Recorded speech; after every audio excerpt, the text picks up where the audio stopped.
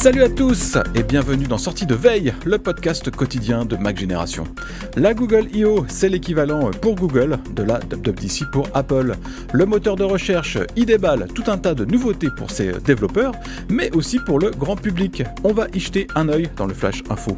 En deuxième partie d'émission, on va retrouver Pierre qui va tout nous dire, ou presque, sur la V1, ce codec vidéo de plus en plus utilisé dans l'industrie, mais pas par Apple, du moins pas encore. Nous sommes le jeudi 11 mai, voici les actus qu'il ne fallait pas manquer ce matin. Grosse journée hier pour Google qui a dévoilé pas mal de nouveautés, à commencer par du matos. Bon, il n'y avait rien de spécialement original, vu que le moteur de recherche a pris un malin plaisir à couper l'herbe sous le pied des rumeurs ces derniers mois. L'appareil le plus excitant du lot est aussi celui qui ne sera pas commercialisé en France, c'est le Pixel Fold. Comme son nom l'indique, c'est un smartphone pliant qu'on ouvre en deux pour dévoiler un grand écran de 7,6 pouces.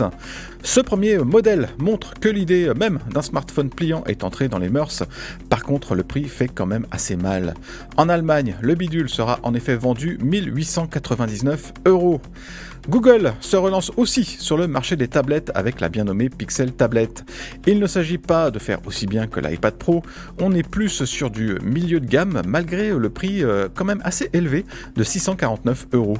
Un tarif qui comprend un dock pour utiliser l'appareil comme une station domotique.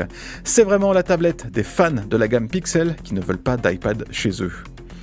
Enfin, Google a levé le voile sur le Pixel 7a, qui n'est pas lui non plus une surprise. C'est un smartphone milieu de gamme, pas inintéressant du tout, vu qu'il intègre pas mal de choses des Pixel 7, à commencer par une puce Tensor G2. Pour les utilisateurs sans chapelle, c'est un téléphone techniquement plus intéressant que l'iPhone SE en tout cas, et vendu moins cher puisqu'il coûte 509 €. Par contre, c'est vrai que on trouve des Pixel 7 en promo à des prix assez proches en ce moment.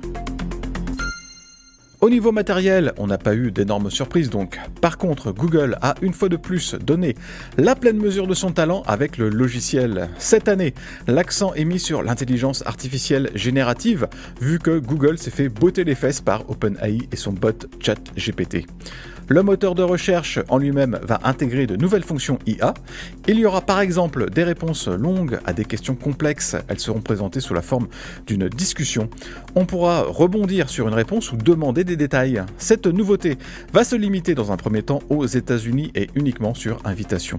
Plus proche de nous, et probablement plus utile, Google Maps va bientôt afficher des itinéraires immersifs qui donneront une idée d'un trajet à pied, en vélo ou en voiture. C'est plutôt impressionnant, ce d'autant que Google propose aussi d'afficher la météo et la circulation routière à venir. Ce sera dispo dans les prochaines semaines, à Paris notamment.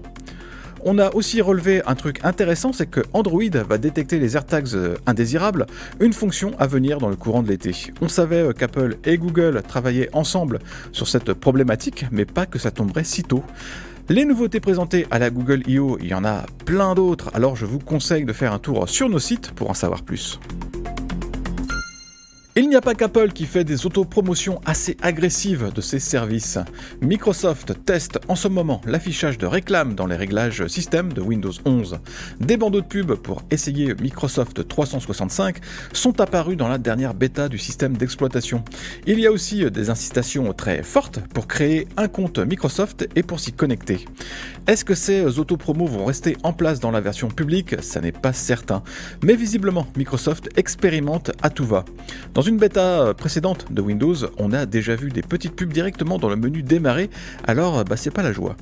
C'est vrai qu'on aime bien se moquer de Microsoft en règle générale, même si c'est pas très gentil, mais là c'est difficile de dire du mal vu qu'Apple fait exactement la même chose sur l'iPhone avec des autopromos pour ses services dans les réglages d'iOS et dans d'autres applications. Et ces promotions sont souvent envahissantes et franchement casse-pieds, mais ce n'est pas une raison d'en coller dans Windows. Êtes-vous prêt à écouter de la musique générée par de l'intelligence artificielle ? La question ne se pose pas chez certains petits malins de ce secteur en pleine ébullition. Boomy est justement un de ceux-là. C'est une plateforme qui permet de créer des morceaux générés par l'IA.